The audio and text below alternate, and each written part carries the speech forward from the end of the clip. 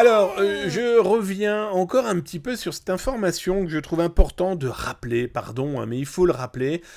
Il y a de plus en plus malheureusement de sextorsion, de tentatives de chantage, de malveillance autour d'images générées par l'intelligence artificielle. Et cette intelligence artificielle peut servir aussi à générer des images pour générer des sextorsions.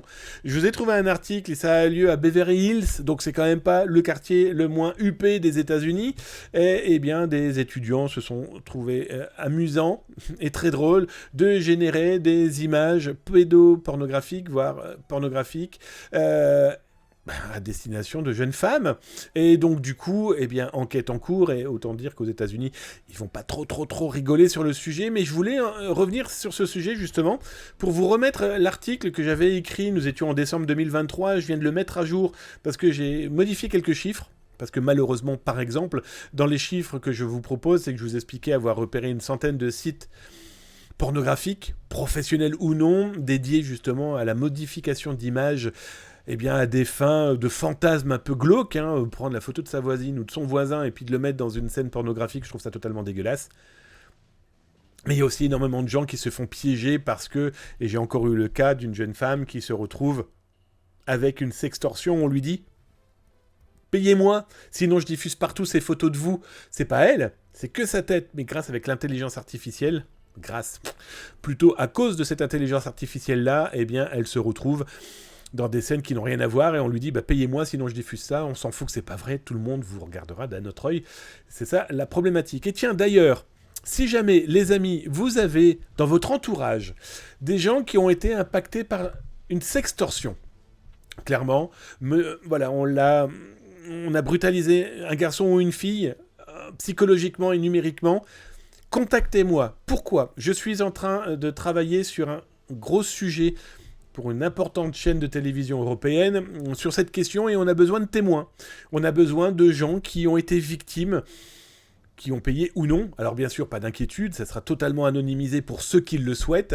N'hésitez pas à me contacter. Je laisse mon Darkinux vous mettre le lien dans le chat pour me contacter directement. Trouvez-moi un moyen pour que je puisse vous rappeler, que ce soit téléphone, que ce soit mail, que ce soit WhatsApp, peu importe. En tout cas, profitez. Et puis surtout, si vous souhaitez bien, pouvoir en parler, n'hésitez pas aussi. Alerter les autres, c'est clairement les sauver.